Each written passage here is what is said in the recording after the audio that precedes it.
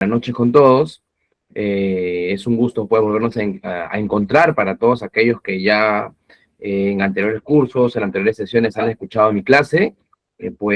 Vamos a iniciar este diplomado con la responsabilidad de que los conocimientos sean prácticos, sean teóricos y sobre todo sean bien entendidos por todos ustedes. Lo que pretendo y los que me pueden conocer saben que la clase intento hacerlo de manera dinámica. Ustedes tienen activo su audio, pueden comentar, podemos hacer la clase de manera interactiva sin ningún problema, a efectos de que todos los conocimientos prácticos puedan quedar establecidos y asentados. Esta es una clase netamente procesal, estimados doctores, la cual, para todos aquellos que están interesados en el mundo del derecho procesal, van a sacarle muchas ventajas. Hoy se ha estructurado en dos partes. La primera es los tipos de procesos civiles, y me refiero a los tipos ordinarios, no al nuevo modelo del sistema de realidad, sino a los tipos de procesos que existen y a las etapas como tal. Cuando hablamos de las etapas, justamente a eso me refería, las etapas ordinarias de un proceso civil actual. ¿Okay? Vamos a tratar de simplificar, vamos a tratar de explicar todas las etapas que contiene un proceso civil, cada uno con su aspecto teórico y práctico.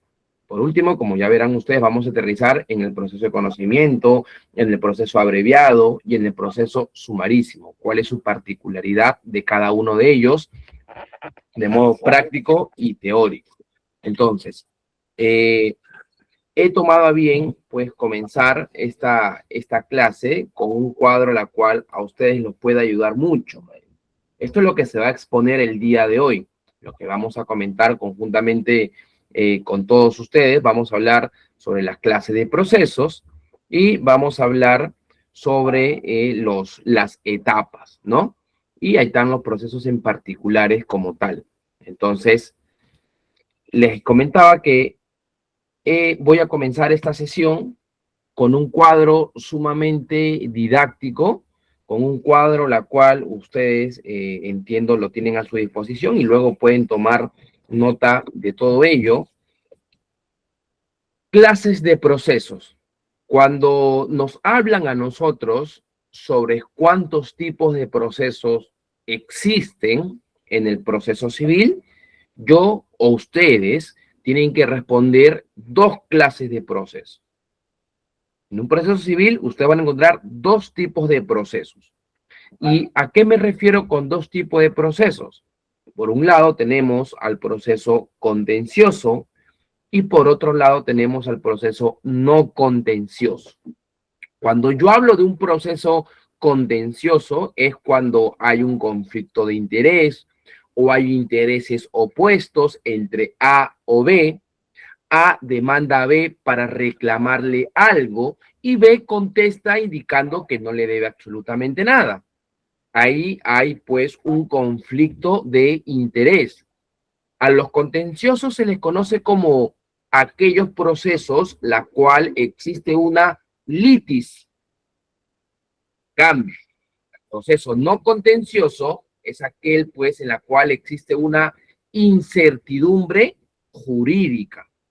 Hay una incertidumbre jurídica. A ver, y como primer interrogante de esta clase para todos aquellos que pueden activar su audio, ¿qué clases o qué pretensión encuadran en un proceso contencioso y no contencioso? De repente ustedes han litigado estos tipos de procesos. Por ejemplo, cuando hablamos de un proceso contencioso, a ustedes, ¿qué pretensión o qué proceso se le viene a la mente?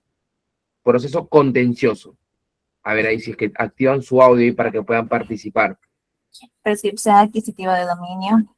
Un desalojo podría ser otro. Petición de herencia podría ser. Correcto, como indica la doctora Valentina, el doctor Kevin, la doctora Natalie.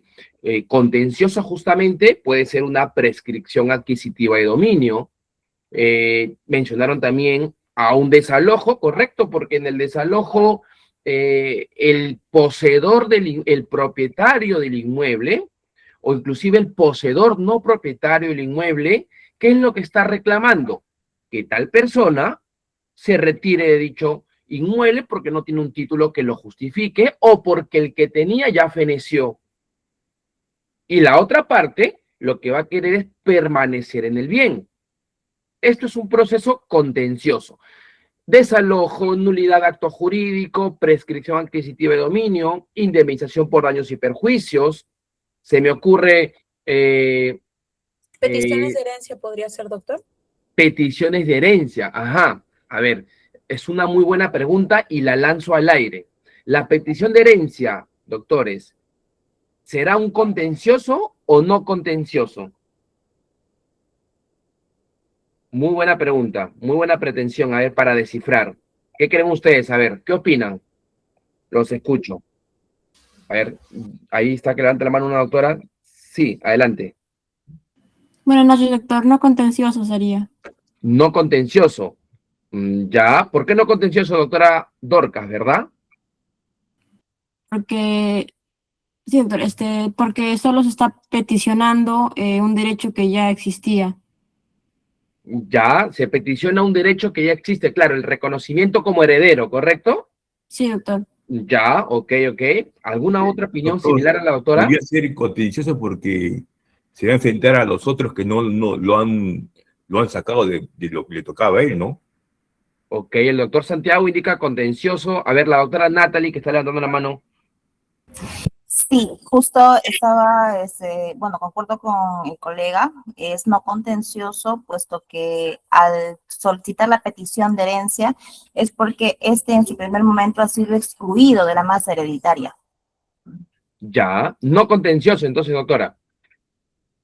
Contencioso, doctor. Porque Contencioso. porque hay un litigio, hay una controversia allí, el por qué lo excluyeron del proceso. Ok, correcto, de acuerdo. Entonces tenemos posiciones dirimentes.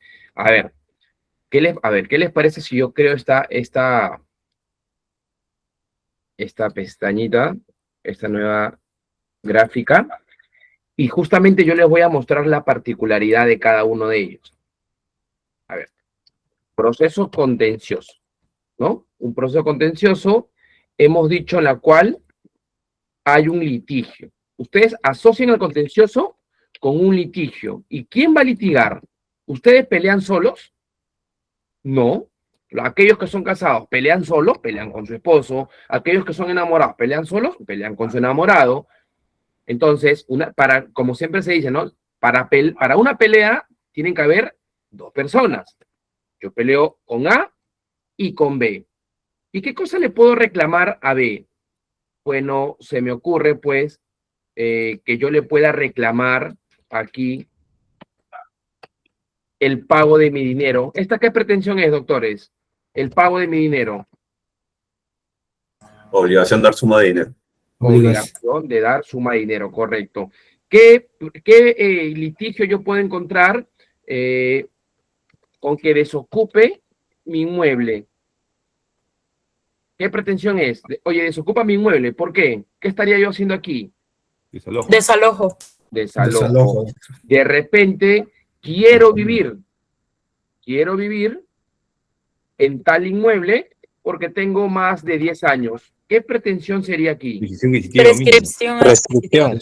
Correcto. Y una más para complementar. La más clásica, ¿no? Quiero el 40% a favor de mi hijo. ¿Qué pretensión aquí es? ¿Qué pretensión hablamos? Quiero Alimentos. ¿Perdón? Alimentos, doctor. Alimentos, correcto. Entonces lo que quiero que ustedes vean es la particularidad. Hay un litigio como tal. Vamos al campo opuesto, doctores. A ver, el no contencioso, y esto me permite justamente la buena pregunta que hizo el doctor, si no me equivoco, proceso no contencioso. ¿Cuál es la particularidad esencial de un no contencioso? No hay litigio. Acá no hay litigio, por nada hay litigio. No hay litigio. Para que se entienda mejor, no hay controversia. Para que se entienda mejor, ¿qué más podemos agregar aquí? No hay litigio, no hay controversia, no hay pelea. Doctor, entonces, ¿qué cosa es un proceso no contencioso? Ok, es aquel la cual no hay litigio, no hay controversia, no hay pelea. Lo único que quiero, ¿qué cosa es? Que el juez me reconozca una incertidumbre jurídica. Yo quiero que el juez me reconozca una incertidumbre jurídica. ¿Y qué cosa es una incertidumbre jurídica? Es algo que me corresponde, que la sociedad sabe que me corresponde, que yo sé que por ley me corresponde, pero necesito una declaración judicial. ¿Cuál es el ejemplo más claro de proceso no contencioso? Que muchos de nosotros hemos litigado y que nos piden a cada rato cuando las familias saben que somos abogados y nos preguntan, ¿no?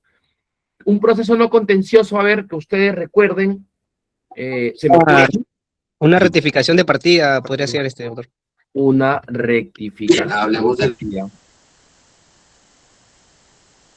Oye, por si acaso mi apellido es Castilla, ¿ok? Yo soy Ángel Castilla. Como ustedes pueden ver, Ángel Castilla. Pero ¿qué pasa si mis padres, o no sé, por un error, me colocaron Castillo? ¿Qué voy a hacer yo? Señor juez, quiero que me rectifique mi partida, por favor. Mira, tengo este antecedente. Mi padre es Castilla. Acá está la partida de nacimiento de mi padre. Acá está la partida de bautizo de mi padre. Acá está la copia literal del inmueble de mi padre que figura el nombre Castilla, su DNI, etc., etc. Yo les pregunto a ustedes, ¿yo estoy peleando con el juez? ¿Estoy peleando con el juez para que me rectifique mi partida? ¿O estoy peleando con mi vecino? De repente estoy peleando con el doctor Alexandro, con la doctora Ale Arenas. No estoy peleando, ¿verdad? Solo quiero que me reconozca o que me corrija ese error. Así como, por ejemplo, se me ocurre a mí otro caso, y este creo que ustedes sí lo han hecho o han escuchado, la sucesión intestada. ¿En qué consiste la sucesión intestada? Bueno, pues que que yo, como solicitante, la ley me reconozca como heredero de mi causante. Señor juez, por si acaso, yo soy el hijo de tal persona que ha fallecido, mi causante. Declárame como heredero, por favor. Oye, pero ¿para qué haces eso si toda la sociedad sabe que tú eres su hijo? Los vecinos saben que tú eres su hijo. Necesito una resolución. Necesito que se inscriba en registros públicos que yo soy heredero para yo reclamar derechos de mi padre, de mi madre, de mi hermano. La pregunta es, ¿acá yo estoy peleando con alguien? No. Entonces, bajo estos dos casos, bajo estos dos ejemplos, o estas dos clases de procesos, doctores. A ver, aquí lo voy a poner al medio. La petición de herencia, ¿dónde la encuadramos?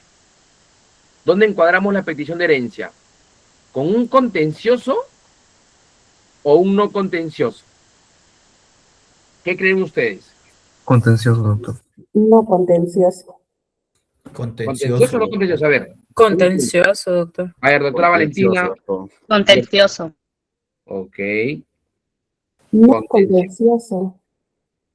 ¿Alguien dijo no contencioso? Sí, es no contencioso, porque no nos estamos peleando. Inclusive, cuando un heredero, digamos, no es declarado como tal, puede solicitarlo ante un juez especializado en la integración para que sea un heredero más. Ok. La doctora Karina, ¿verdad? Doctora Karina, ¿sí? Sí, sí, doctor. Correcto. La doctora Karina nos indica, doctores, no contencioso, porque no estamos peleando con nadie, estamos reclamando que se le declare heredero, ¿verdad? Exacto. Ok, está bien. ¿Alguien más que esté en hilación con la doctora Karina? A ver, el doctor Jesús. Doctor, yo considero que es contencioso, ¿no? La materia principal es excluir a un heredero que obviamente tiene que demostrar que es heredero, pero demandaría a los que supuestamente se han declarado como herederos. Ahí ya existiría un conflicto de intereses, entonces es un proceso contencioso. Claro, porque ¿en qué se basa la petición de herencia? La petición de herencia, ¿cuál es la figura primordial? Acá está el causante, ¿correcto? Y el causante tiene a su hijo 1, se declaró heredero su hijo 2 y se declaró heredero su hijo 3. Pero ¿saben qué es lo que sucede? Aquí, lo voy a poner de negro, la ovejita negra, existe un hijo 4. Y la pregunta sería, oye, ¿y el hijo 4 por qué no ingresó a este proceso de herencia? ¿Por qué no ingresó a esta sucesión intestada? Ah, ¿sabes qué? No, no les cae, le cae mal, le cae pésimo. Entonces, este hijo 4, ¿qué cosa va a hacer? La petición de herencia. Ante el juez, ¿verdad? Ante el juez civil. ¿Y qué cosa es lo que va a pedir este hijo 4 que ha sido excluido?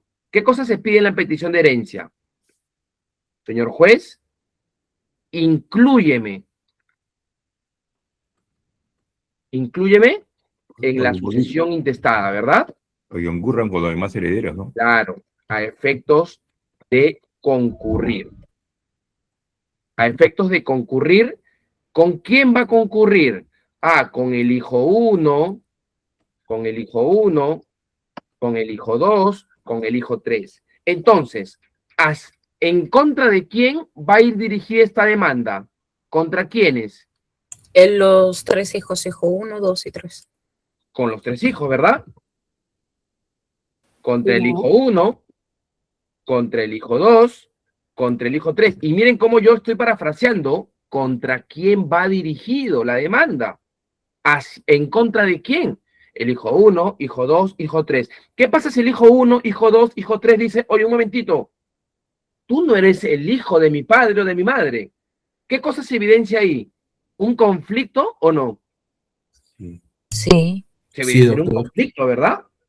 Porque por algo te excluyeron, ya le caíste mal, pero quizás te excluyeron porque tú no eres hijo. ¿Puede ser pasar o no, doctores? Puede pasar. extramatrimonial. Un hijo extramatrimonial, ¿no? Claro, no, pero si es un hijo extramatrimonial, tiene mismos derechos que un hijo matrimonial. De repente ni siquiera eres hijo matrimonial ni extramatrimonial. De repente, se me ocurre, te crió como si fuera tu hijo, pero nunca fuiste su hijo. ¿Puede pasar o no? Y te crees que tienes derecho para recurrir o concurrir a la masa hereditaria de ese causante. Pero en síntesis, cualquiera sea el caso, ¿hay un litigio o no hay un litigio? Sí. Hay un litigio, ¿verdad?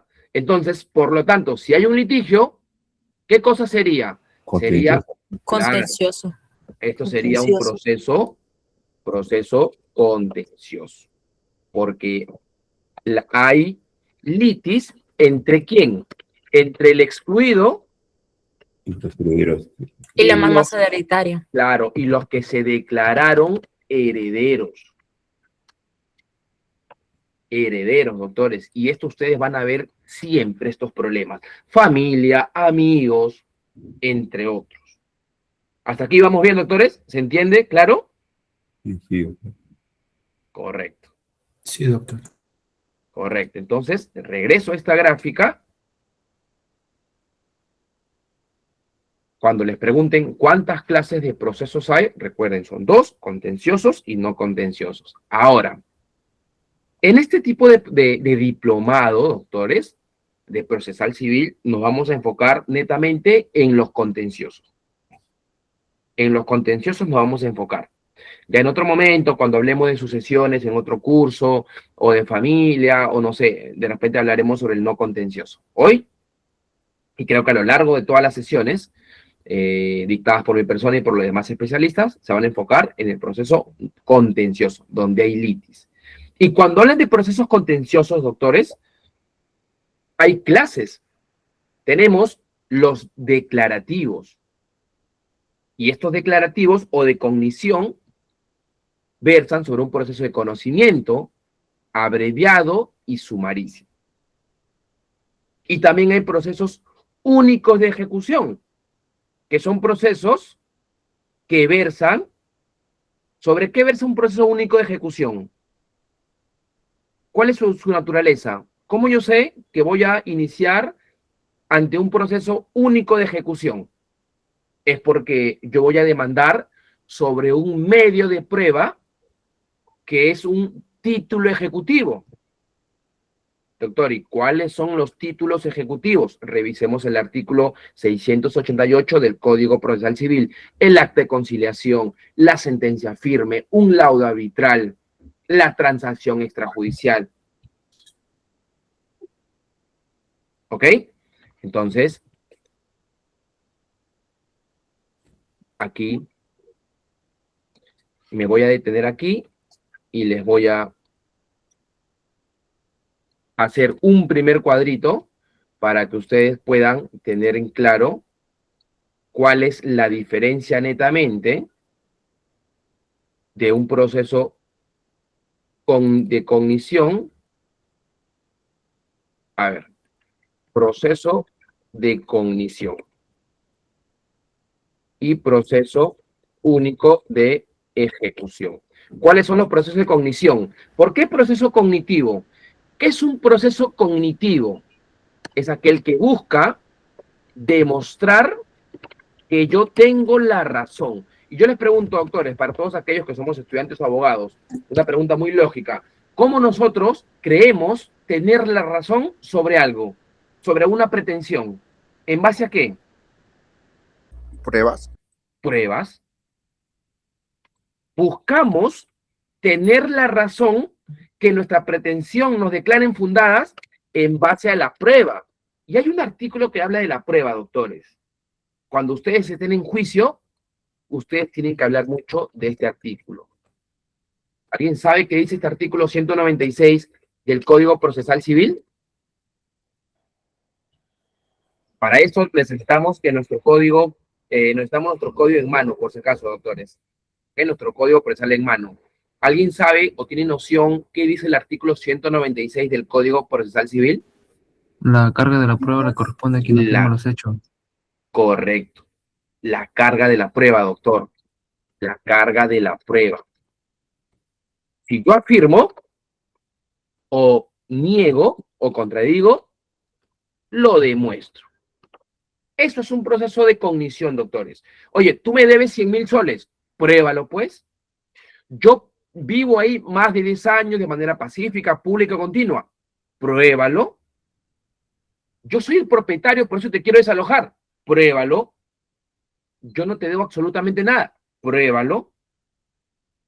Ese acto jurídico no es nulo. Ese negocio jurídico no es nulo. Pruébalo.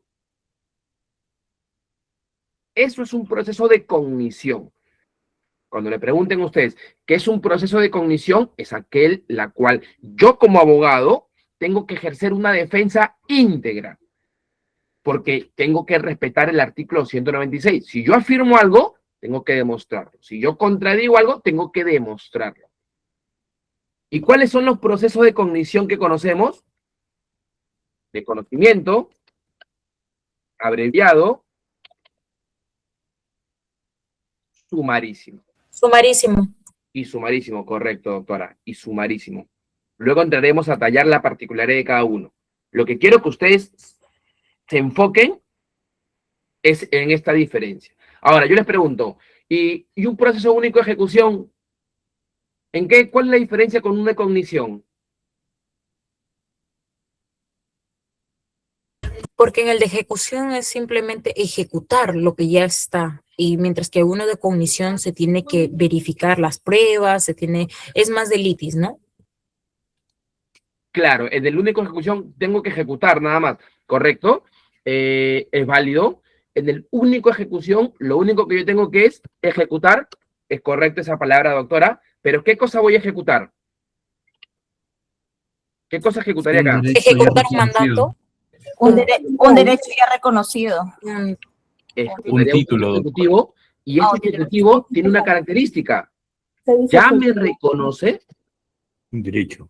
un derecho. Para que se entienda mejor. Ya me reconoce una acreencia. Ya me reconoce algo a mi favor. Oye, doctor, ¿me puede dar un ejemplo? Clarísimo. Para aterrizar. ¿Alguien de ustedes conoce una letra de cambio? Tablerito, ¿verdad? Si el doctor Santiago, la doctora Natalie, el doctor Gonzalo me dice, doctor, necesito estudiar una maestría. Ya, ok. ¿Y qué requieres? ¿Me puedes prestar 25.000 soles? Listo. Yo te digo lo siguiente. Firmemos una letra de cambio. Lerito, 5 soles en una librería. En blanco. ¿Esa letra de cambio es un título ejecutivo? Sí. es un título valor. Y esta letra de cambio ya reconoce Un derecho. un derecho que tú me debes. Si tú no me cumples con pagar, ¿qué cosa hago yo con esta letra de cambio? Ejecuta. La ejecuto. Y acá yo tendría que demostrar, doctores, la carga de la prueba muy exhausta. Tendría que demostrar, como en el de cognición, para yo afirmar o negar, tengo que juntar 20 pruebas, ¿no? Para que el juez me dé la razón. En el proceso único de ejecución, me basta una sola prueba, nada más. ¿Verdad? ¿Y qué juntaría acá? El medio de prueba idóneo. ¿Cuál sería? El letra de cambio. El título ejecutivo, claro, la letra de cambio. Porque ya me reconoce ese derecho. Yo le pregunto, en un proceso único de ejecución, ¿al juez le va a importar cómo nos conocimos? Si firmamos esta letra de cambio en un Starbucks, en un café. ¿No? ¿Le va a importar al juez si fuimos amigos? ¿Le va a importar? No. No. ¿Qué le va a importar al juez? ¿Firmaste? ¿Es tu firma? Sí, listo, le debes. ¿Se entiende, verdad, doctores, esta diferencia? Sí, doctor, se entiende perfecto. Genial, avanzamos. Por si acaso, doctores, como es la primera clase y conmigo nos vamos a ver, creo que me han dado buenos temas, o sea, buena cantidad de temas. No me interesa mucho correr, me interesa mucho que ustedes aprendan y tengan claro todas las definiciones. Si hay algo que no se entiende, yo sin ningún problema me detengo y repito hasta que la idea quede clara. Igual podemos continuar en otras sesiones porque no es que yo me despido aquí, sino que yo vamos a tener más sesiones sobre este diplomado de otros temas, pero me puedo dar todavía una pausa. Ahora, habiéndole explicado un cuadro preliminar, doctores, que esto sí yo les digo, este cuadrito, doctores, estudienlo bien, es un cuadro que les va a facilitar mucho, a mí me facilitó y yo se los traslado como me enseñaron. Entonces, ahora vamos a la etapa de un proceso, doctores. Son 5 etapas de un proceso. La postulatoria, la etapa probatoria, la etapa decisoria, la etapa impugnatoria y la etapa de ejecución, doctores. A todos aquellos que tienen esta diapositiva o este material en su aula virtual, van a poder ver que acá yo he descifrado qué corresponde a cada etapa. Ahí está. Aquí está el concepto de todas estas etapas. No sé si ustedes me permiten que de repente yo les explique estas 5 etapas mejor con una significación de cómo es un proceso y dónde va cada etapa, o prefieren que yo les explique lo que está acá en la gráfica, que esto ustedes lo pueden leer, creo. ¿Les parece? Si hacemos un ejemplo, un cuadro de todo un proceso y dónde va cada etapa. Sería mejor, doctor. Sí, doctor, sería. Sí, doctor. Doctor, sería mejor. Ok, para mí sería mejor, y esto siempre lo he explicado en la pizarra, y voy a hacer el esfuerzo de hacerlo aquí. A ver, ya ustedes van a poder concatenar lo que les estoy explicando con lo que está en la gráfica, ¿ya? Vamos a hacer una línea de tiempo como si fuera un proceso civil. Y esto lo vamos a desarrollar con ustedes, ¿ya? Acá sí quiero su participación para hacerlo todo claro. Acá. Una línea de tiempo. Vamos a imaginar que esto es un proceso contencioso.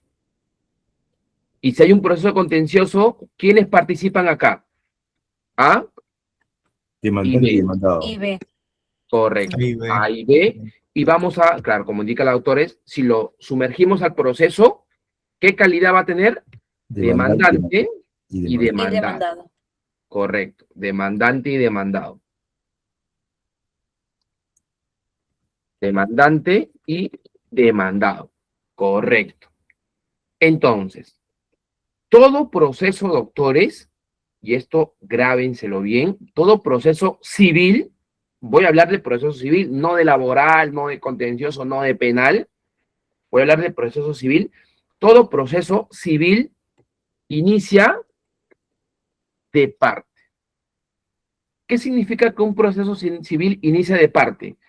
Que nadie va a demandar por nosotros. No es Si el difícil. juez nos conoce y nos tiene pena, ¿va a demandar por nosotros? No. Si el Ministerio Público nos conoce y le damos pena, ¿va a demandar por nosotros? No. Significa que el proceso civil inicia de parte, ¿por qué? Porque ¿Por iniciativa propia? así es, por iniciativa propia de quien quiere recurrir al órgano jurisdiccional. ¿Y por qué? Doctor, ¿yo tengo derecho a pedirle al juez que me solucione este conflicto? Sí. ¿Saben por qué? Porque ustedes, yo, la empresa Palomino SAC, la empresa Pepito SAC, ¿saben qué derecho tenemos? Tutela jurisdiccional efectiva. Así es, el derecho a la tutela jurisdiccional efectiva. Y tomen nota, el derecho a la tutela jurisdiccional efectiva es aquel derecho que nos corresponde a todos nosotros, persona natural o persona jurídica. Es un derecho que tiene naturaleza constitucional, porque está en la Constitución. Es un derecho que tiene naturaleza procesal, porque está en el artículo 1 del título preliminar del Código Procesal Civil. Doctor, ¿y qué es el derecho a la tutela jurisdiccional efectiva? El derecho de yo poder pedirle protección al juez para que me resuelva un conflicto. El derecho de que el juez me expida una sentencia debidamente motivada. El derecho de que el proceso cumpla con su respeto mínimo. Que sea garantista. ¿Ok? Entonces, partimos por la fase de que un proceso es a iniciativa de parte. Ahora, si yo sigo con esta situación, yo les pregunto a ustedes, doctores, vamos a imaginar que este ejemplo es de una demanda de obligación de dar suma de dinero. Pregunto, doctores, ¿la demanda ante quién la interpongo? ¿Ante el demandado? Ante el juez civil. Ya. ¿Ante el juez o ante el demandado directamente? Ante el Ahí juez. los hizo dudar. A ver, la doctora Eli, el doctor Santiago, el doctor Junior, que quiere opinar. A ver, Ante el demandado. el doctor Manuel. Ante el juez. Correcto, el doctor Manuel dice que ante el demandado. A ver, doctor Marcelo.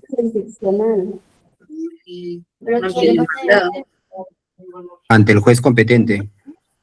Ok, ante el juez competente. ¿Qué indica el doctor Marcelo y la doctora Karina? La doctora Inés.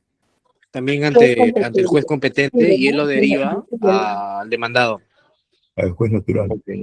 Ok, correcto. Miren cómo es una pregunta simple, pero suele tener varias respuestas, ¿no? La demanda yo la interpongo ante el juez. Ante el juez. Y el juez, doctores, y el juez, ¿qué es lo que va a hacer? El juez Corre traslado. ¿corre traslado directamente? Va a calificar, doctor. Calificar. Claro, el juez va a calificar la demanda. El juez va a calificar esta demanda, porque tiene que pasar un filtro, ¿verdad? Y el Para juez saber si califica. es improcedente o no.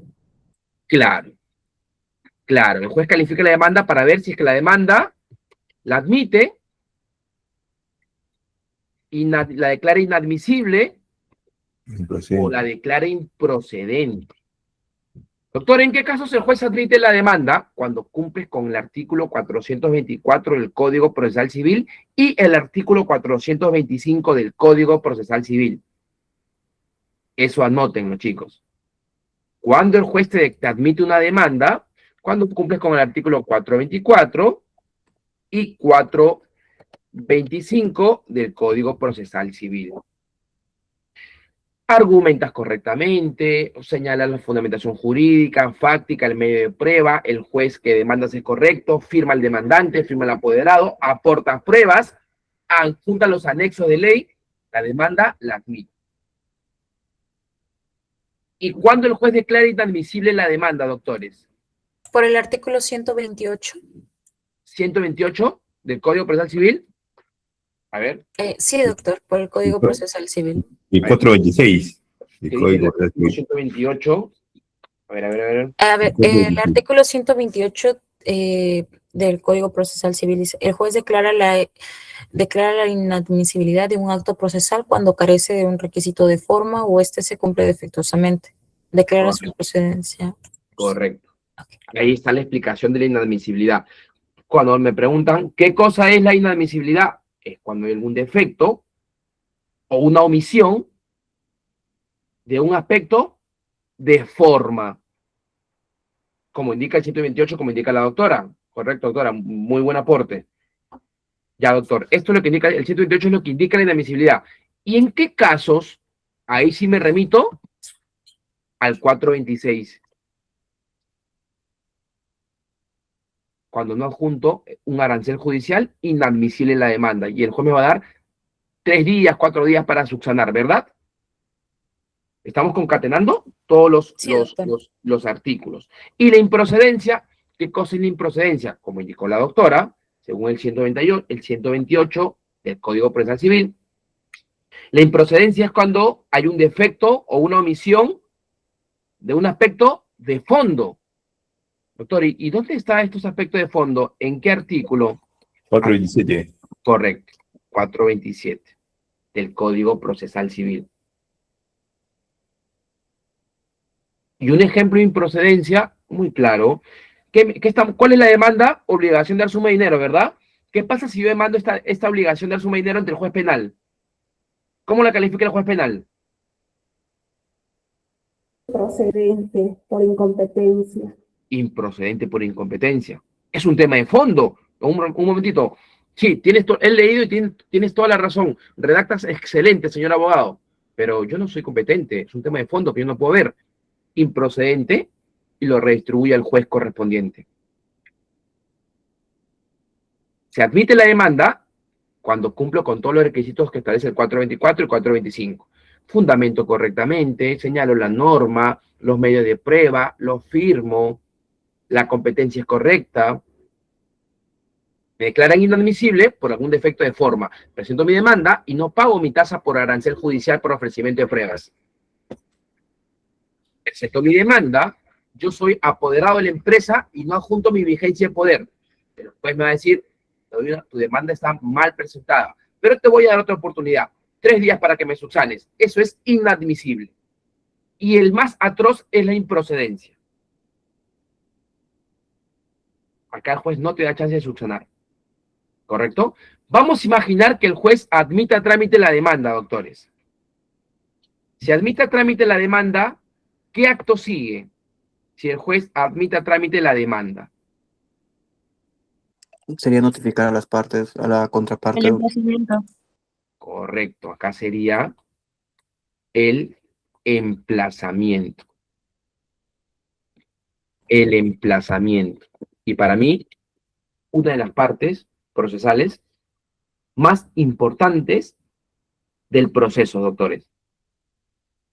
¿Por qué creen que es una de las partes más importantes del proceso, doctores? ¿Por qué? ¿Por qué consideran que el emplazamiento es sumamente importante? A ver, Gonzalo, el doctor Gonzalo. Buenas noches, doctor. Para que la parte demandada pueda ejercer su derecho de defensa y sepa de qué se le acusa. Correcto, bien, es un buen aporte para ejercer el derecho de defensa, ¿verdad? Correcto, doctor Gonzalo. Sí, doctor. Correcto, es válido, sí. Yo voy a emplazar al demandado para que éste pueda ejercer su derecho de defensa, doctor. ¿Y qué cosa es ejercer su derecho de defensa? Contradecir tu demanda, contradecir tus argumentos, presentar los medios de pruebas que fundamente su posición. ¿Y por qué otro aspecto es muy importante el emplazamiento? ¿Qué creen? A ver. Garantiza el debido proceso. Garantiza el debido proceso. Ok, aterricemos un poquito más sobre ese aspecto. ¿Por qué? A ver. Para no dejar indefensión al demandado, ¿no? Y respetar su derecho constitucional a la defensa. Claro. Para no vulnerar el debido proceso. Ni colocarlo en estado de indefensión. el emplazamiento, doctores, es muy importante. Porque, ¿qué pasa si demando de manera errada y el proceso continúa? ¿Estaría haciendo un proceso correcto? No, porque yo me puedo enterar en cualquier momento. ¿Y qué planteo? Una nulidad. ¿Y qué va a pasar con esa nulidad? Una Voy a excepción, por retrotraer ejemplo, una todo defensa hasta que me hacen previa. correctamente. ¿Perdí tiempo o no perdí tiempo? Perdí tiempo. Listo. Se emplazó. ¿Y el emplazamiento se dirige hacia quién? Regresaría el proceso a foja cero. Claro, el proceso, cuando se declara nulo un emplazamiento, regresa a foja cero hasta que se emplace correctamente y se realicen nuevamente todos los actos procesales siguientes. Entonces, el emplazamiento es hacia el demandado, ¿correcto? ¿Y el demandado qué puede hacer aquí cuando le emplazan? Contestar la La demanda. contestación de la demanda. Contestar la demanda. Contestar la demanda. Contestar la demanda. ¿Y saben cómo puede contestar la demanda, doctores? Acá lo que puede ejercer el demandado, recuerdan, ¿saben ustedes las excepciones? Puede plantear excepciones, ¿verdad? Dilatorias o perentorias. ¿Qué más puede plantear el demandado? Doctor, disculpe, ¿cómo Defensa es eso de previa. excepciones? Uy, Perdón. disculpe, ¿cómo es eso de excepciones dilatorias y el otro tipo de excepciones que comentó? Perentorias, correcto. Lo voy a decir, doctora Valentina, muy sucinto. ¿Y sabes por qué? Porque justamente voy a dictar excepciones en este diplomado. Es una clase íntegra de excepciones. ¿Ya? Así que, Ok, gracias. pero para no dejar la duda, muy preliminar. Mira, te comento algo. Una excepción, en general, tiende a que es presentada por el demandado a efecto de cuestionar la relación entre el demandante y tú como demandado. Lo aterrizo. Por ejemplo, ¿cuál es el plazo para demandar una nulidad de acto jurídico? Prescribe a los 10 años, ¿verdad? La demanda prescribe a los 10 años. ¿Qué pasa si tú, Valentina, me demandas a mí una nulidad de un acto jurídico que hemos celebrado hace 15 años? ¿Yo qué hago? ¿Voy a contestar la demanda? Yo voy a plantear una excepción. ¿Qué tipo de excepción voy a plantear? De prescripción. Señor juez, Valentina me está demandando por una nulidad de acto jurídico, de un negocio o de un acto jurídico que le hemos celebrado hace 20 años. Ya prescribió el plazo para que ella me demande. Por lo tanto, señor juez, yo voy a presentar una excepción de prescripción a efecto de que este proceso concluya. Prescripción extintiva, ¿no? Claro, esa es una excepción perentoria. Una excepción perentoria es aquella que tiene como finalidad concluir el proceso. Pongo otro ejemplo muy claro. Valentina me debe a mí, yo le debo a Valentina 10.000 soles, ¿ya? Y en el año 2020, Valentina me demandó, ganó el juicio. Le pagué los 10.000 soles. Pero ¿qué pasaría si Valentina, hoy 2026, me demanda por lo mismo? Si me demanda por lo mismo, nosotros podemos ser demandados o investigados por los mismos hechos 2 veces. No. Entonces voy a plantear, doctora, una excepción de cosa juzgada. Señor juez, un momentito. ¿Me está demandando Valentina en el 2026? ¿Correcto? Sobre un documento, sobre las mismas partes, las cuales en el año 2020 ya hay sentencia. Y yo no puedo ser investigado ni estar en un proceso 2 veces por las mismas partes o por el mismo hecho. Planteo una excepción de cosa juzgada. ¿El juez qué cosa va a verificar? Si es que ya hubo una sentencia. Ok. Fundada tu excepción y concluye el proceso. Eso es una excepción. ¿Qué cosa estoy atacando? La relación entre A y B, entre demandante y demandado, que ya no debe continuar por tales circunstancias. ¿Ok? Pero igual, muy preliminar, no quiero confundirlos, Esto lo vamos a tocar en la sesión de secciones que vamos a hablar. Voy a hablar de todas las excepciones que están reguladas en el Código Procesal Civil. Pero espero que preliminarmente haya quedado esa circunstancia. ¿Ok? Contesto la demanda, planteo excepciones. Ahora, ¿qué más viene acá? Listo, ya contesté ya demandé, el juez calificó, ya contesté la demanda. ¿Qué acto seguido viene aquí? El doctor Gonzalo, que levantó la mano. Doctor, pero contestar la demanda no es lo único que puede hacer el demandado.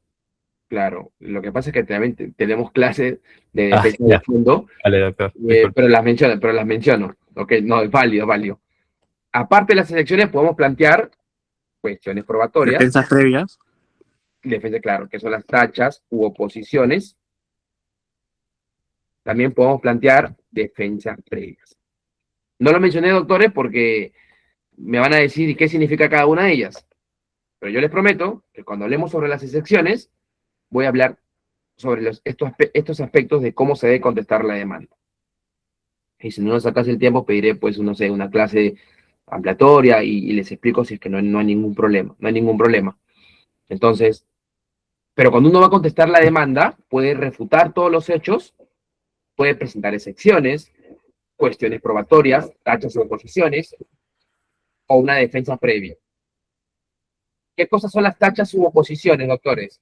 Que yo como demandado voy a quitarle validez a los medios de pruebas que ha presentado el demandante. Señor juez, mira, me ha presentado un documento falso, lo voy a tachar.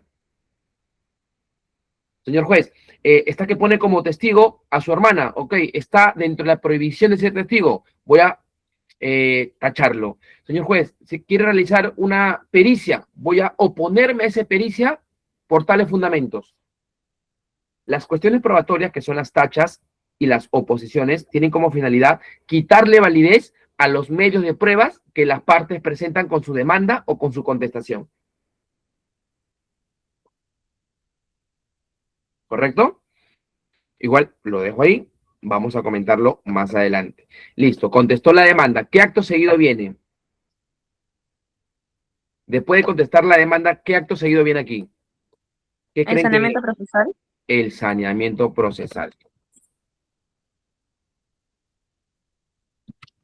¿Qué cosa es el saneamiento procesal? ¿Qué debemos entender por el saneamiento procesal? Quiere decir, el saneamiento procesal es la existencia de una relación jurídica procesal válida entre A y B. Entre A y B, todo es válido. Doctor. Entre A y B, todo es válido. No hay ningún cuestionamiento. No hay ningún cuestionamiento entre A y B. La demanda que presentó el demandante y la contestación del demandado amerita que continúe en un juicio. Amerita que el juez, al final, con una sentencia, lo resuelva. Por eso voy a sanear el proceso. ¿Saneamiento qué significa? Limpiar. Limpiar cualquier obstáculo que ha podido existir entre la demanda y la contestación. Listo, no hay ningún obstáculo. Voy a sanear el proceso. Voy a declarar que el proceso está limpio. Voy a declarar que no hay ningún obstáculo en el proceso. Por lo tanto, lo que A demanda contra B va a continuar. Todo es válido acá. La relación jurídica procesal entre A y B es válido. Listo, saneé el proceso, doctores. ¿Qué otra etapa viene después del saneamiento procesal? ¿Saneamiento probatorio? Antes del saneamiento probatorio hay algo. Fijación de puntos controvertidos. Puntos controvertidos. Fijación de puntos controvertidos. Correcto. Fijación de puntos controvertidos. Y acá lo voy a poner. ¿Qué significa la fijación de puntos controvertidos? ¿Qué significa la fijación de puntos controvertidos? Como su propio nombre lo dice, si estamos en una obligación de dar suma de dinero, hacemos este ejercicio que les va a servir en la práctica y que lo hago yo en audiencia, por ejemplo. Si yo estoy en una audiencia de obligación de dar suma de dinero, la fijación de puntos controvertidos lo tiene que ser A y B. O sea, demandante y demandado. ¿Verdad? A como demandante, ¿cuál sería su punto controvertido de A en una obligación de dar suma de dinero? Que B le debe dinero. Claro. Y la pregunta, ¿cómo sería? ¿Cuánto le debe? Claro, ¿cuánto le debe? Sí. Pero así se fija un punto controvertido, miren. Determinar si B suscribió el contrato de préstamo dinerario. De préstamo dinerario. Otro punto controvertido de A como demandante. Determinar si B me debe 100.000 soles. ¿Qué otro punto controvertido puede existir acá? Intereses. ¿Perdón? Los intereses. Determinar si en base al préstamo, se me ocurre, estoy hablando al aire, en base al préstamo se aplican intereses moratorios. Podría ser, ¿verdad? ¿Qué cosa es un punto controvertido, doctores?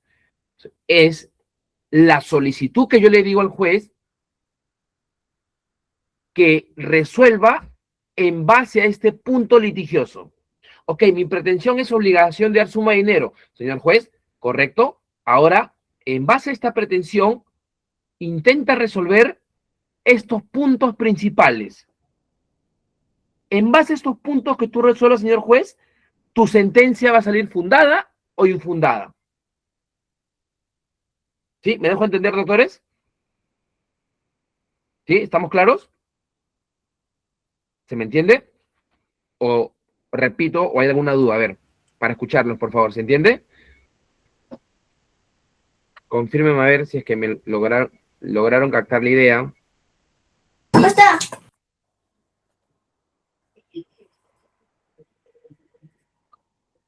Y los puntos controvertidos no solamente lo va a hacer el demandado, doctores, ¿ah? El demandante. También lo hace el demandado. ¿Y cuál sería el punto controvertido de B, por ejemplo, en este caso? ¿Cuál será un punto controvertido de B? Determinar si ya se pagó la deuda o si es que realmente se suscribió. Determinar si la deuda está cancelada. Correcto. Muy buena pregunta, muy buen punto controvertido, ¿ah? Determinar si prescribió, ¿verdad, doctor? Sí, doctor. Muy buen punto controvertido, de repente ya prescribió. Determinar si prescribió la obligación. Entonces el juez sabe, uy, A me está pidiendo este punto, B me está pidiendo este punto. Voy a resolver en base a eso. Listo, fijé los puntos controvertidos. ¿Qué más viene ahora, doctores? A ver, la doctora Lorena quiere opinar ahí. Sí, doctor, buenas noches. Una pregunta, o sea, ¿se puede hacer la determinación de punto controvertido si se prescribió en caso no se haya aceptado la excepción de prescripción? ¿O Claro, igualmente? sí, porque de repente el juez te declaró infundada, doctora, tu excepción de prescripción, ¿verdad? Y tú piensas o crees, porque analizaste tu caso, que esa demanda o esa excepción estuvo mal declarada e infundada. Y quieres que el juez te lo resuelva en el fondo de la pretensión. O de repente, doctora Lorena, y suele pasar, que nunca propusimos una excepción. Puede pasar, ¿verdad? Yo tuve la opción de presentar una prescripción, pero nunca la presenté como una defensa de forma, como una excepción, sino la presenté como una defensa de fondo. Contesté mi demanda y mi argumento era el siguiente, que ya prescribió. Puede pasar, ¿verdad? Y la pregunta sería, oye, pero hubieras planteado una excepción. Sí, pero se me pasó el plazo de repente. Y lo puedo poner como punto controvertido. Claro, claro, porque ya sería tu defensa de fondo. y lo pones como punto controvertido y el juez tiene que evaluar, pues, ¿no? Ok, doctor. Gracias. Claro, podría ser. Después de fijar los puntos controvertidos, doctores, ¿qué viene? ¿Qué viene después de fijar los puntos controvertidos? La admisión de medios probatorios. Claro, la admisión de medios probatorios, que es el sanamiento probatorio.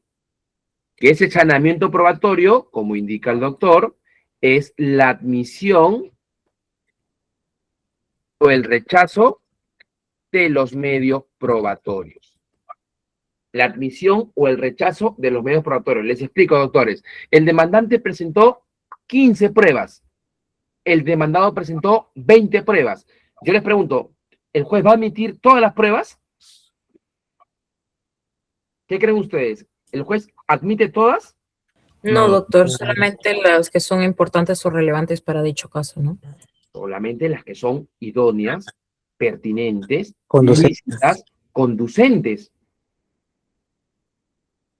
Y doctor, te presenté 20. ¿Cuál es tu demanda? Obligación de dar suma de dinero. Y te presenté una partida de nacimiento para ver que quien me debe es mi tío. ¿Relevante?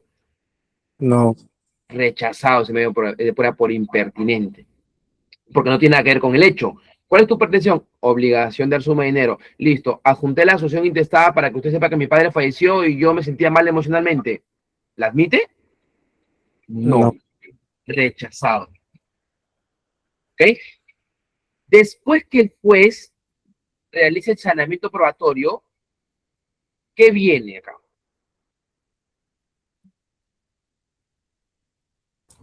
Y acá viene a hacer una pausa. ¿Y por qué saben? Voy a hacer una pausa aquí. Porque todos estos procesos, doctores, ¿qué cosa es? La etapa postulatorio. Todo esto, doctores, es la etapa postulatoria. Creo que me iban a entender mejor así, doctores, que explicarlo con mucho marco teórico. Creo que así me van a entender ustedes. Y espero que lo hayan entendido. Todo esto, doctores, es la etapa postulatoria. Cuando le pregunten, doctores, ¿qué comprende la etapa postulatoria? La demanda, la contestación, el emplazamiento, el saneamiento procesal, la fijación de puntos controvertidos y termina con el saneamiento probatorio.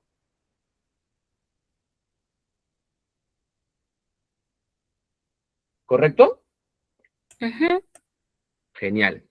Entonces, paso a la siguiente etapa. Doctor, disculpe, antes de que pase a la siguiente, ¿podría ponerlo en pantalla grande para tomarle una captura, ya que este esquema no está en las PPTs originales, por favor? Yo se lo voy a remitir, doctores. Ah, ya, ok, perfecto. Gracias, doctor. Como yo lo estoy editando, yo se los voy a remitir, así tal cual y como estamos cerrando la clase con ustedes, yo las voy las mando, si no se las mando a Juris, se las mando acá al chat directamente, al finalizar la clase, para que ustedes ya puedan tener todos los apuntes, porque como ustedes podrán ver, estamos desarrollando la clase todos juntos, ¿ok? Entonces, después de la etapa probatoria, pasamos a Doctor, buenas noches. Sí. Doctor, una pregunta. Bueno, sabemos que los medios probatorios se presentan junto con la demanda. Posterior a la presentación de la demanda y de la admisión de dicha demanda, ¿se puede presentar más medios probatorios? Sí, yo puedo presentar mi demanda, por ejemplo, y puedo presentar nuevos medios probatorios, sí, hasta antes de que le notifiquen al demandado. Doctor, ¿y por qué hasta antes que le notifiquen al demandado? Claro, porque si le demandan, ¿cómo contesta? Yo presento hoy día mi demanda, ¿ya? Hoy día. Y mi demanda, estamos 13, y le van a notificar al demandado el 20. Yo puedo presentar medios probatorios hasta el día 19. ¿Por qué? Porque le van a notificar conjuntamente todo al demandado. Ya, doctor, listo, le notificarán al demandado. Y ponte por ahí que yo tenga, pues, se me presentó un nuevo medio de prueba. ¿Puedo presentarlo? Sí, como extemporáneo. Pero tiene que tener una característica ese medio de prueba. Tiene que versar sobre un hecho nuevo respecto a la pretensión discutida. Porque yo no puedo decir, doctor, me olvidé adjuntar este documento porque no sabía dónde lo había guardado. ¿Será un medio probatorio extemporáneo esto? No. Pero imagínate que yo esté planteando una nulidad, un acto jurídico, mira, y yo tengo un proceso penal aparte. Imagínate que el proceso penal se expidió la sentencia, pero yo ya demandé. ¿Puedo presentar esa sentencia a este proceso penal? Sí, como un medio de prueba extemporáneo, porque la facilidad para obtenerlo no dependía de mí, sino de otro proceso. Y argumento los fundamentos por qué sería un medio de prueba extemporáneo. ¿Correcto, doctores? Entonces, aquí me quedé. Aquí. Acá. Pasamos a la siguiente etapa. Y esta etapa está fijada por la etapa probatoria. ¿Qué cosa yo voy a actuar aquí en la etapa probatoria? ¿Qué voy a actuar acá en la etapa probatoria? Por lógica. ¿Qué se actúa en la etapa probatoria aquí? Por lógica. Por lógica podemos deducir. Las pruebas. Las pruebas. Correcto. Ofrecer los medios probatorios. Claro, en la etapa probatoria, doctores, voy a actuar las pruebas que requieran actuación. Solamente voy a actuar las pruebas que fueron aceptadas en la etapa, en el sanamiento probatorio. Solamente las pruebas que fueron aceptadas en el sanamiento probatorio voy a actuarlas en la etapa probatoria. ¿Y qué pruebas requieren actuación? ¿Qué pruebas? Por ejemplo, se me ocurre. Las documentales. Las documentales no requieren actuación porque son documentales. Las testimoniales.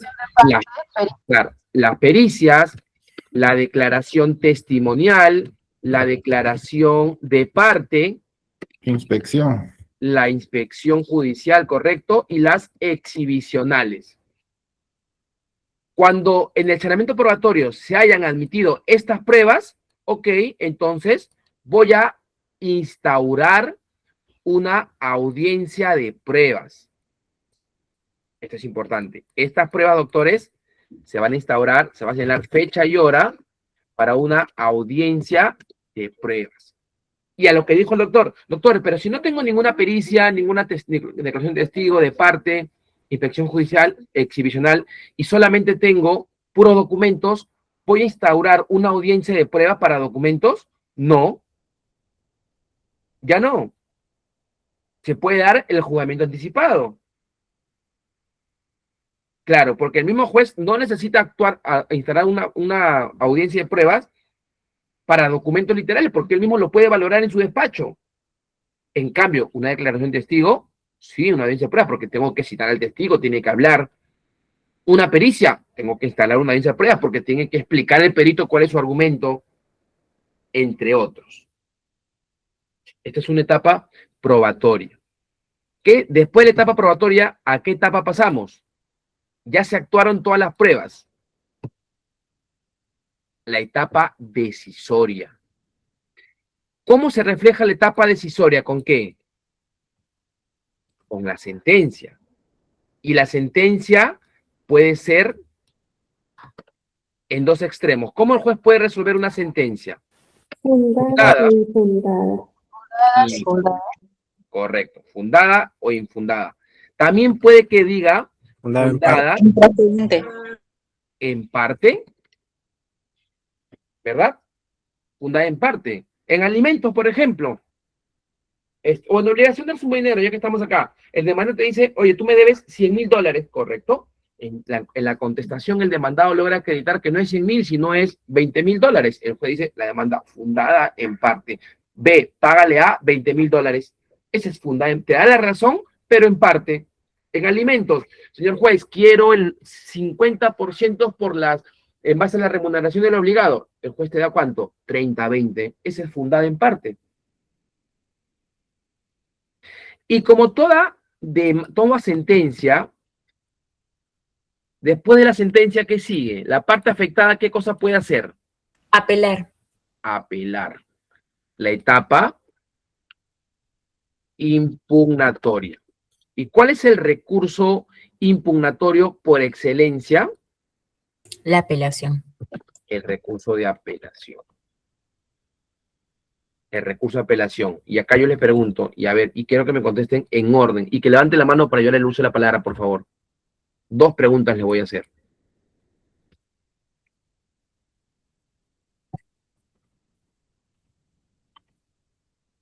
¿Ante quién interpongo? Wow. Ante el superior en grado. ¿Quién? No, el propio juez que emitió la sentencia. Uno por uno, a ver, levante la mano, por favor, para yo concederles la... A ver, vamos, uno por uno. A ver, la doctora Etna. A ver, En el misma instancia, el mismo juez, ya, ¿ante quién interpongo la apelación, doctora? ante el mismo juez, para que le conceda con efecto suspensivo. Ya, ¿y quién resuelve la apelación? El superior, sala. No depende, haces un paz letrado al juzgado especializado, si es especializado a la sala. Correcto, doctora. A ver, doctor José Ricardo. A ver, ¿ante quién resuelve el doctor la apelación? Doctor, ante quien interpone la apelación es ante el juez que emitió la sentencia para que éste lo eleve al juez superior. Correcto. Y el juez superior podrá expedir la sentencia de vista, ¿verdad? ¿En qué extremos? ¿Cómo puede resolver el juez superior? Confirmar o revocar. A ver, la doctora Natalie Lorena. Confirmando la sentencia de primera instancia o revocándola en su totalidad o parcial. Confirmándola o revocándola. Ya, correcto. A ver, el doctor Gonzalo. Falta uno. Puede declararla nula cuando evidencia agravios. Nulo, claro. Puede declarar en 3 extremos. O la confirma, quiere decir, oye, en primera instancia actuaste bien, ¿ah? Bien. O la revoca, o la declara nulo. ¿Cuándo declara nulo una sentencia, juez, de segunda instancia? Cuando se vulneró el derecho al debido proceso. Claro, cuando hay un vicio en el procedimiento, ¿verdad? ¿Y cuándo se revoca una sentencia? Cuando se considera que la primera instancia interpretó mal las normas. Cuando hay un error de hecho o de derecho. ¿En qué consiste, doctor? El juez aplicó mal la norma, interpretó mal la norma, no valoró las pruebas de manera conjunta. Doctor, ¿cuándo hay nulidad? Disculpe. Ok, acá. Quiero regresar acá, a ver.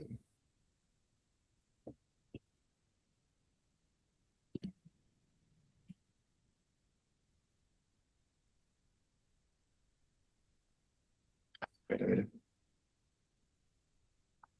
Quiero retomar aquí.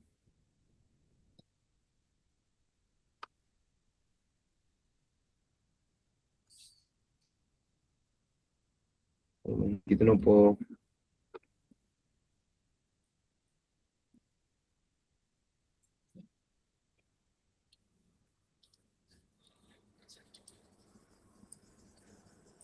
A ver. La interpongo ante el juez, ya la sabemos, ante el juez que expidió. Y va a resolver el juez superior. ¿Correcto? Y acá hay 3 extremos. 3 extremos. O confirma la sentencia recurrida, o la revoca. ¿Y cuándo vas a revocar? Cuando hay un agravio de hecho o de derecho. Por ejemplo, les comentaba yo, cuando se inaplica la norma, cuando se interpreta mal la norma, puede ser el caso, sí. Y por último, cuando se declara nulo. ¿También se puede declarar nulo? Sí. ¿En qué caso cuando se declara nulo? Cuando hay vicios en el procedimiento o trámite del proceso. De repente tu apelación era, señor juez, se me ha pedido una sentencia que declara fundada a favor del demandante, pero a mí nunca me notificaron. Nulo, porque hubo un vicio como tal. ¿Correcto? Ahora, la última etapa, doctores. Ya tengo la impugnatoria. ¿Qué más viene? Ya apelé. ¿Qué viene ahora? La ejecución de la sentencia. Ahora vamos a hacer la sentencia que es letra muerta en eficaz. La etapa de ejecución. ¿Y cuál es la característica de la etapa de ejecución, doctores? La característica es que la sentencia va a surtir efecto. Por ejemplo, obligación de dar suma de dinero. ¿Cómo yo puedo hacer en la etapa de ejecución? Interpongo una medida cautelar. Una medida cautelar, se me ocurre, cautelar de ejecución o de embargo. De embargo sobre las cuentas bancarias del demandado. La estoy ejecutando. La sentencia era 100.000 soles, listo. ¿Yo vi el monto hasta ahorita? No. ¿Cuándo voy a ver el monto? Cuando, pues, ejecutan las cuentas del demandado.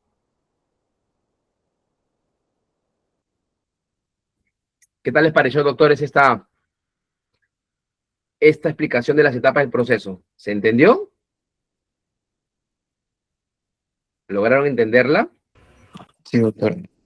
Doctor, una pregunta. Sí. En el caso que se declare nula la sentencia, ¿se vuelve a emitir una nueva? O sea, ¿se dispone Claro. que baje nuevamente a...? Claro, el juez va a indicar, va a declarar el juez superior que el juez inferior revierta este vicio y que continúe el proceso conforme al proceso garantista que debería ser, ¿no? Si se verifica que hay un mal emplazamiento, el juez superior va a ordenar que el juez inferior subsane este tema y emplace correctamente la parte, o subsane el vicio como tal. Va a subsanar ese vicio. Y acá está todo lo que les he explicado, doctores, está aquí. La etapa postulatoria, probatoria, la decisoria, la impugnatoria y la ejecución. Toda esta parte teórica está con estos gráficos que yo le he consignado aquí. Así que ya ustedes van a poder concatenar y tengo entendido también que ustedes pueden volver a repetir este video. Así que pueden volver a repasar. A ver, ahí alguien me explica. Disculpe, tengo una duda. Sí. Respecto a la casación. La casación, que es un recurso extraordinario. ¿Qué aspecto sobre la casación? Si supongamos que ya se llegó a segunda instancia, ¿qué tendría que cumplirse? ¿Qué requisitos para poder llegar a casación en caso de que la sentencia no sea favorable, pues? ¿Te refieres a los requisitos de procedibilidad de la casación? Sí. A los nuevos requisitos. Justamente, te comento, doctor, que ese fue mi tema de tesis en la maestría de procesal civil en la San Marcos. Bueno, ves, ¿no? Entonces, hubo una modificatoria de doctores, si no me equivoco, en octubre del 2022, la cual hubo una modificación en los requisitos de procedencia para el recurso de casación, las cuales versaban sobre un aspecto patrimonial y el llamado doble conforme. Para ir a casación ahora, lo que tiene que hacer, la pretensión tiene que superar las 500 URP. ¿Ok? Las 500 URP tiene que superar. Ustedes multipliquen cuánto es 550 por 500 URP. Ese monto tiene que superar. Por ejemplo, doctor, si yo tengo una demanda de obligación de suma de dinero de 10.000 soles, ¿puedo ir a casación? No, porque no superan las 500 URP. El doble conforme. ¿Qué pasa si obtuvo una sentencia de primera instancia infundada y la segunda instancia confirmó, me declaró infundada? ¿Puedo ir a casación? No, porque se conoce como el doble conforme. Cuando las dos primeras sentencias de primera y segunda instancia expidan su fallo en el mismo sentido, se entiende que dos jueces piensan mejor que uno. Por lo tanto, ya no puedo ir a casación. Ese es el doble conforme como tal. Tengo entendido que hay una clase aquí que es sobre los medios impugnatorios. Es más, yo dicté una clase el día viernes acá en Juris, a las 5 de la tarde, sobre los medios impugnatorios. Igual, tengo otras clases que están grabadas en Juris también sobre medios impugnatorios, les invito a revisarla.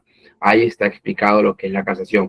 No puedo detener mucho en eso, porque ya ese tema de medios impugnatorios está en este sílabus. No sé si va a ser dictado por mí o por otro especialista, pero en eso consiste, doctor Kevin, si no me equivoco, la casación, que para que se admita a trámite tu casación como requisito de procedibilidad, tiene que la pretensión superar las 500 URP y no tienes que incurrir en el doble conforme. Es decir, cuando las sentencias de primera y segunda van en el mismo orden, no vas a ir a casación. No vas a ir a casación. A ver, el doctor Marcelo Vallejos, ¿quiere opinar ahí? Sí, yo le acabo de hacer la pregunta, disculpe. Ah, ok, Marcelo. Correcto. La doctora Lorena Palacios. Lorena. Sí, doctor. Bueno, quería consultarle si el tema de la nulidad también podría darse si se encontramos en etapa de casación también. ¿Se podría interponer nulidad? ¿O ya no? Claro, lo que pasa es que la casación es, lo único que va a versar el juez aquí es la correcta aplicación del derecho. Si se aplicó correctamente el derecho, entonces en eso se va a centrar. Es una función revisadora, pero uniformizadora como tal, la cual no va a revisar pruebas ni nada. Entonces, en esos extremos va a estar la casación. No sé, que ahí ya me van a confirmar si es que yo voy a tocar el tema de casación o no, pero tengo entendido que sí está dentro de este sílabus como tal. Bien, doctores. A ver. Doctor, Doctora, a ver si, Edna o Valentina. Valentina, doctor, antes de que continúe, que yo tengo entendido hay creo que dos tipos de apelaciones, con efecto suspensivo y sin efecto suspensivo. Más o menos con efecto suspensivo creo que entiendo que es cuando se eleva, o sea, se termina el proceso en donde se empezó todo el proceso y luego se tiene que elevar. Eso es lo que yo tengo entendido, pero Claro. sin efecto suspensivo. Claro, ¿qué significa con efectos suspensivos y sin efectos suspensivos? Señor juez, presenta una apelación con efectos suspensivos. ¿Qué significa? Que cuando te conceden la apelación, doctora, la eficacia de la sentencia va a quedar paralizada hasta que el superior la resuelva. Sin efecto suspensivo, ¿qué quiere decir? Que por más que yo apele y el juez me la conceda, la eficacia de la sentencia se da. Alimentos, por ejemplo, doctora. Tú apelas alimentos, ¿verdad?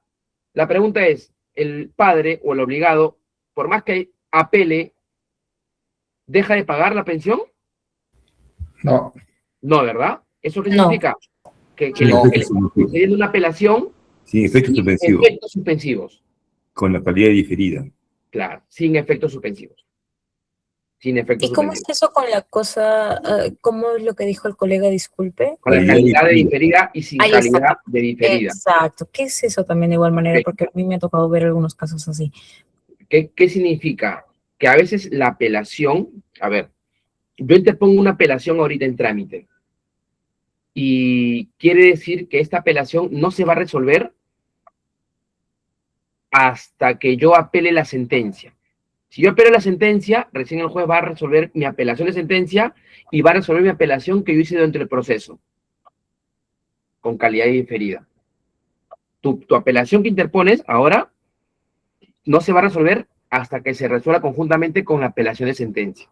Sin calidad diferida, que tu apelación se va a resolver. Tú apelas ahorita un acto procesal y lo resuelven ahorita sin necesidad de que esperen la sentencia o la apelación de sentencia como tal. No sé si logré que me capten la idea, pero yo les prometo, si quieren, voy a revisar el sílabus bien de acá, chicos, y les prometo que si ustedes me dicen los temas que yo quiero que les toquen, porque mi especialidad es procesal civil, yo sin ningún problema en la siguiente clase me doy unos 10 minutos y les explico esos temas. Sin Doctor, ningún pero problema. la calidad diferida, ¿quién la autoriza? ¿El juez? Claro, está todo tipificado en la norma. Claro, así como las apelaciones con efectos suspensivos y las apelaciones sin efectos suspensivos, ¿quién lo establece? La norma. Las normas la establecen. No es que a mí se me ocurre, no, yo quiero que sea con calidad diferida o sin calidad diferida. No, no. Tenemos que resolver en base a la norma como tal. Ahora, antes de que se me vaya la garganta. Los procesos de conocimiento, los procesos abreviados y el proceso sumarísimo. ¿Cuál es la diferencia de un proceso de conocimiento abreviado y sumarísimo? Se lo resumo aquí.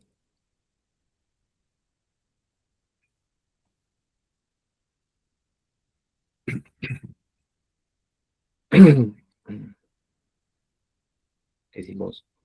A ver.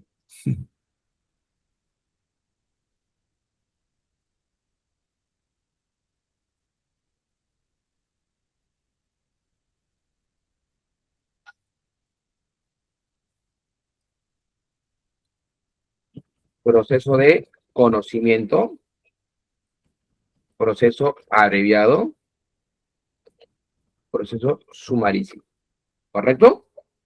¿Cuál será la diferencia de estos tipos, de estos procesos? Que el proceso de conocimiento es un proceso más duradero. Es el proceso modelo. Y el proceso abreviado será un proceso más corto que el proceso de conocimiento.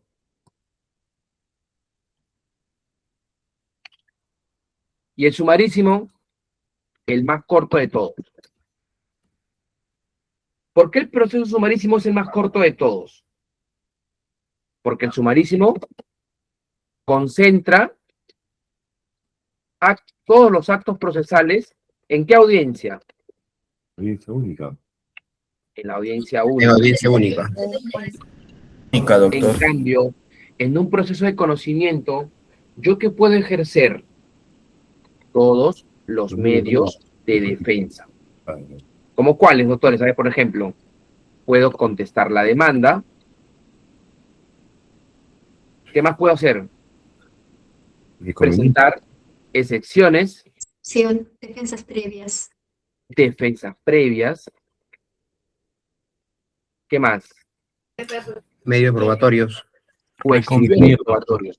Cuestiones probatorias. Que son las tachas. ¿Qué posición?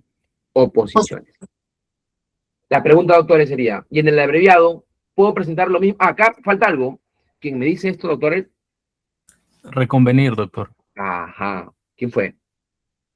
Yo, doctor. Gonzalo. Gonzalo. Correcto. Reconvenir es la contrademanda, ¿no?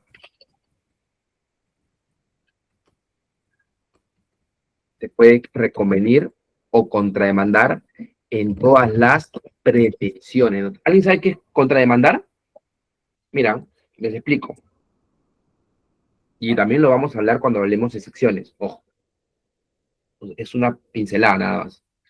¿Qué significa contrademandar? Yo demando a B una indemnización por daños y perjuicios porque me chocó mi carro. ¿Ok? $20,000. Y B dice, oye, un momentito, tú me demandas a mí por $20,000 porque te choqué tu carro. Listo, pero tú me has generado también a mí un daño. En el mismo proceso, B, que era demandado, ahora se va a convertir en demandante y me va a contrademandar. O sea, me va a dirigir una pretensión nueva. No, tú también págame $30,000. En un solo proceso, A es demandante contra B y en el mismo proceso, B es demandante ahora contra A. Se invierten los roles. Eso es contrademandar. Te voy a pedir la nulidad de este contrato. Listo, voy a contestar, pero yo te voy a contrademandar por una indemnización por daños y perjuicios. En eso se basa la reconvención. Ahora, en el proceso abreviado, doctores, yo puedo plantear todos los medios de defensa. ¿Ustedes qué creen? Porque una diferencia debe tener con el de conocimiento. ¿Qué creen ustedes? Profesor, lo que cambia es la duración del proceso. Los tiempos, ¿no? Los tiempos sí, ahorita vamos a hablar de los tiempos, pero respecto a los medios de defensa,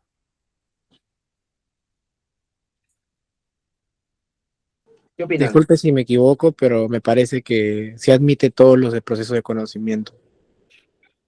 Ya. Y en el abreviado, En el abreviado, Doctor, tengo entendido que no se puede reconvenir en todos los casos. correcto. Genial. Vamos a hacer el descarte, ¿ya?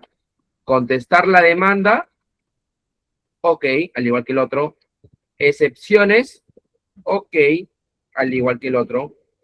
Defensas previas, puedo plantear en un proceso abreviado, ok, al igual que el otro. Cuestiones probatorias, ok, al igual que el otro. ¿Reconvenir puedo? solo en algunas pretensiones. Claro, solo en algunas pretensiones. Esto lo voy a poner de rojo. Y esto es lo que vamos a hacerlo distinto.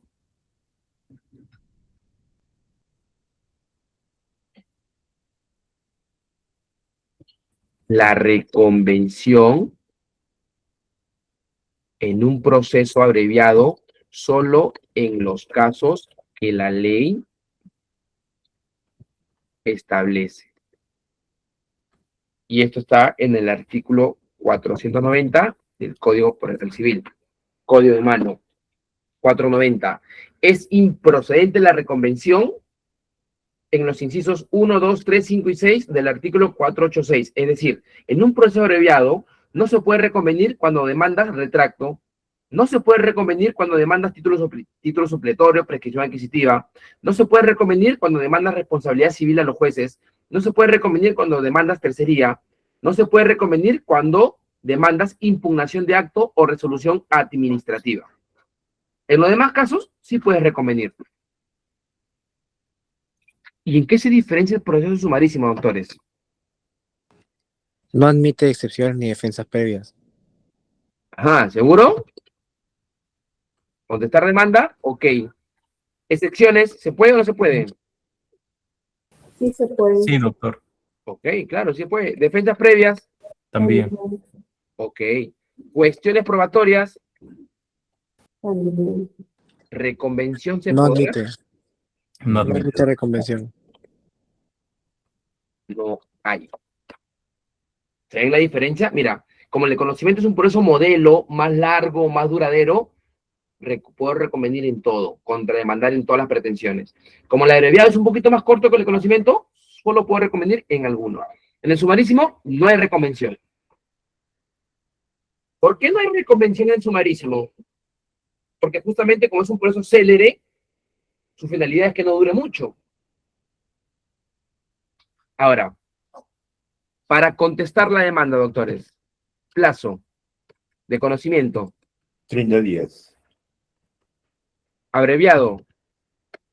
15, 10. 10 días. 10 días. Sumarísimo. 5 días. 5 días. Para presentar excepciones, doctores. 10 días.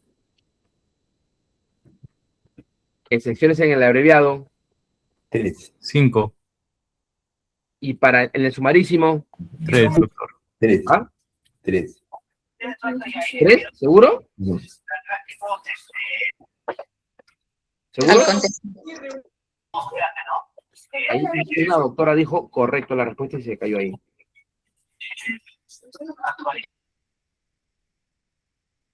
Una doctora dijo ahí algo. Es en el mismo escrito, doctor, de corrección. En el mismo escrito de contestar la demanda.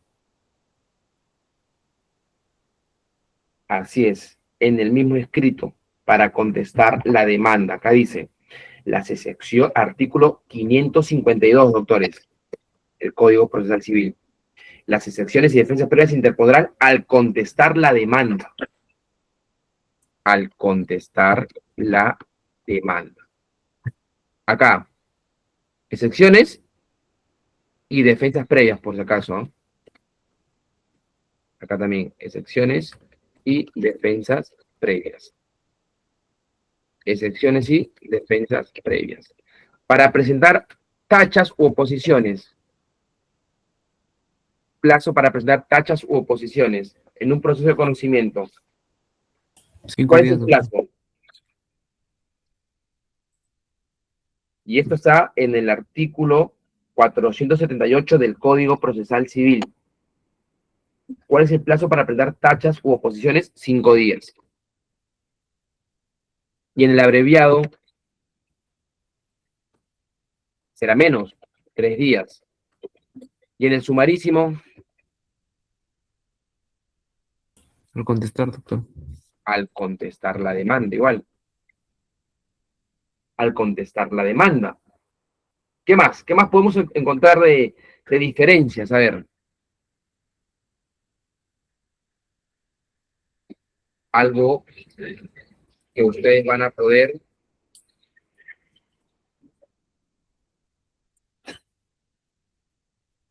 miren acá, doctores, para que vean por qué es un proceso de conocimiento más largo. Con esto ya vamos cerrando. Artículo 475.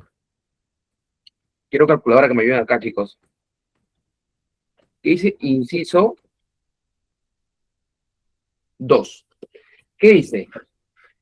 En el proceso de conocimiento va a proceder cuando la pretensión tenga una estimación patrimonial del petitorio mayor a 1000 URP.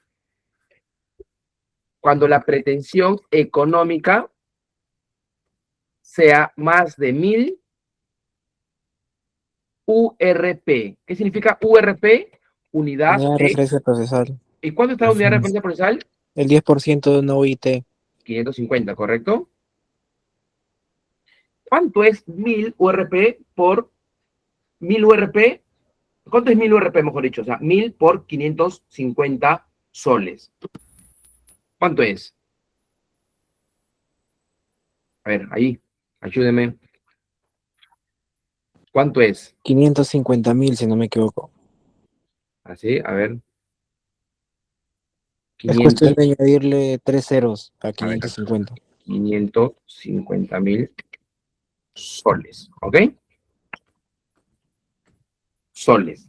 Es decir, la pretensión que superen, que sea más a 550.000 soles, va a un proceso de conocimiento. ¿Les hago un ejemplo? A ver, una obligación de dar suma de dinero. Señor juez, quiero que B me pague 800.000 soles. ¿Va o no va ahí? ¿Va en un conocimiento o no? Sí, porque superan los 550.000 soles, ¿correcto? Ahora en el abreviado. Artículo 486, inciso 7. ¿Qué dice? Cuando la pretensión económica sea más de ¿cuánto? Voy a De 100. tramitar ante un proceso abreviado cuando la pretensión económica sea más de 100 hasta 1000.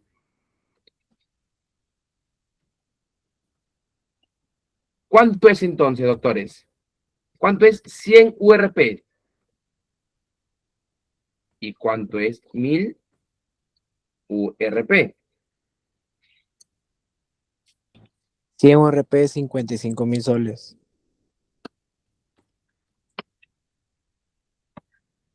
55.000 soles y 100, ya hemos dicho que es 550.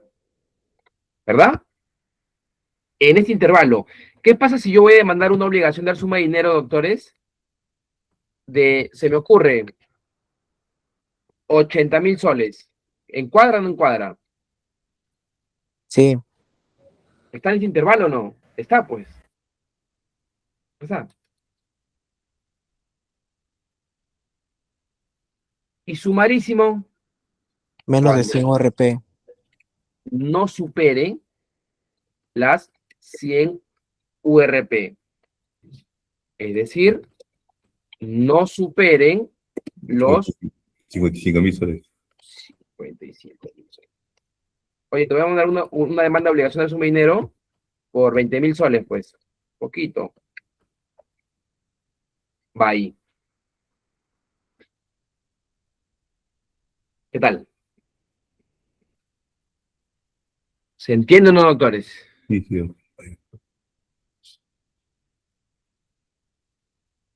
Y para finalizar, doctores, aquí ustedes tienen ya como un plus para que ustedes lo revisen. Mira, por ejemplo, todo lo que les estoy explicando, doctores, está aquí, en las características de un proceso de conocimiento, qué pretensiones se tramitan, la norma, que hemos leído el 475, cada uno con su ejemplo. Ustedes, esta diapositiva es un golazo, la verdad. Requisitos, los plazos, doctores, ahí están, de conocimiento. Y acá está, ese es un modelo de un proceso de conocimiento. Todo lo que hemos hablado al principio está aquí. Demanda, contestación, saneamiento, fijación, pruebas, sentencia. Del abreviado es lo mismo, sus características, qué pretensiones se someten ahí, sus plazos, las etapas del abreviado. Sumarísimo, igual. ¿Qué pretensiones, alimentos, separación convencional? Los plazos, acá dice, no hay reconvención. Y las etapas de un proceso como tal. ¿Alguna duda, doctores? Yo, doctor, una. Coméntame. La acumulación de actos procesales solo se dará en el proceso abreviado, sumarísimo, perdón, ¿correcto? Claro, la concentración de actos procesales solamente se da en el proceso sumarísimo porque ahí solamente hay una audiencia única. Ahí, en esa audiencia, necesitan una demanda de obligación de suma de dinero por 20.000 soles. Ok, citan fecha ya para la audiencia única. Ahí se va a hacer, ¿qué cosa se va a hacer acá? Se va a correr, vas a absorber tus excepciones, si es que hubieran, se va a dar el saneamiento probatorio, se va a dar la fijación de puntos controvertidos, se va a dar el saneamiento procesal, se va a dar los alegatos finales, todo se concentra en esa audiencia como tal. Entonces, doctor, con lo que usted me dice, entre el conocimiento y abreviado, ¿está la misma preclusión? La misma etapa, sí, pero los plazos... Sí, bueno, ok. Las mismas etapas, sí, pero lo que varían son los plazos. Por ejemplo, mira, en una demanda de conocimiento, acá está, mira, se logra ver, ¿verdad? Aquí, la demanda, 30 días para contestar, ¿verdad? Demanda, 30 días para contestar. Listo. Mira, hay un plazo para sentenciar, 50 días en conocimiento, ¿ok? Para demando, para que conteste, te dan 30 días, e incluso para sentenciar, el juez va a sentenciar en 50 días. Miren el de abreviado. Mira el de abreviado. ¿Son días hábiles? Demando, sí, días hábiles. 10 días para contestar y para emitir sentencia, 25 días. Es más corto el abreviado. El procedimiento es el mismo. ¿Pero qué se reduce? Los plazos procesales. ¿Correcto? Muchas gracias, doctor, por la aclaración. A ustedes. La doctora Lorena. Sí, doctor, una pregunta. Si supongamos que sea un tema de alimentos y el demandado pues sea súper solvente y su pretensión sea un monto de 30.000, ¿sería también un proceso sumarísimo o abreviado? Sí, acá voy a hacer una salvedad, doctora. Buena pregunta. En alimentos, doctora, se rige por el proceso único. Hay un proceso único que está regulado en el Código del Niño y del Adolescente. Cuando el niño o el alimentista es menor de edad, se tramita a través de un proceso único. Y va a tener las mismas características que un proceso sumarísimo. Se concentran los actos procesales en la audiencia. ¿Correcto? Y si voy a demandar alimentos a una persona que es mayor de edad, porque ustedes saben que alimentos es hasta los 28 años, si la persona tiene 25 años de edad y quiere pedir alimentos a su padre porque estudia X temas, se tramitan a través de las reglas del proceso sumarísimo. En síntesis, en alimentos se reviste las mismas características de un proceso sumarísimo. ¿Por qué? Porque se concentran actos procesales en interés en base al interés superior del niño y del adolescente. ¿De acuerdo? Okay, o sea, tiene que ser siempre sumarísimo. Sumarísimo, y es que el alimentista es mayor de edad. Y si el alimentista Ya, es muy menor de edad, independiente del, proceso único. disculpa, muy independiente del monto que de la pretensión. Claro, independiente del monto, independiente del monto. Porque ahí lo que prevalece es el interés superior del niño. Juzgado de paz letrado en ambos. Cuando es la pretensión mayor, no es en sala familia. Cuando la pretensión es mayor en sala, no, en alimentos no, en apelación va a sala. Porque pregunto eso porque tuve un caso donde, bueno, era una liquidación de devengados que era más de 120.000 y el juzgado de paz letrado lo derivó a la sala de familia. Entonces, por eso era mi duda. No, de repente, pienso yo de repente que esa pretensión iba con otra pretensión de tenencia, me imagino. De repente no era una pretensión autónoma. Era devengados. De vengados, wow. No habría que analizar cuál es el caso, pero dudo mucho, la verdad. Ya, doctor, igual. Muchas gracias. Correcto, la verdad. A ver, Valentina. Doctor, una pregunta. Y Sí. si, no, con la demanda de alimentos, ¿qué otras materias se pueden acumular? ¿Cómo acumular? O sea, por ejemplo, como ha dicho usted, Tenencia, alimentos. demanda tenencia, demanda alimentos, demanda régimen de visita ante el juzgado de familia. Doctor, cuando se demanda afiliación también se puede acumular alimentos. Claro, filiación y en base, y como pretensión accesoria, alimentos, porque si la afiliación sale fundada, la accesoria corre la suerte de la principal, ¿verdad? Sí, Doctor, ¿y siempre se va a tramitar ante el juzgado de paz letrado o juzgado civil? Cuando acumulas tenencia, alimentos, régimen de visita, va al juzgado de familia. Pero si solamente demandas alimentos, paz letrado. Gracias, doctor. Doctor, y acerca de todos estos tipos de procesos que son los de conocimiento, abreviado y sumarísimo, por ejemplo, he visto algunos casos de reivindicación o reivindicación en proceso de, ¿cómo se llama esto? En proceso de conocimiento o a veces en abreviado. Por ejemplo, las peticiones de herencia casi siempre son en proceso de conocimiento, al menos los que yo he podido ver algunos, ¿no? No digo que siempre, pero algunos sí.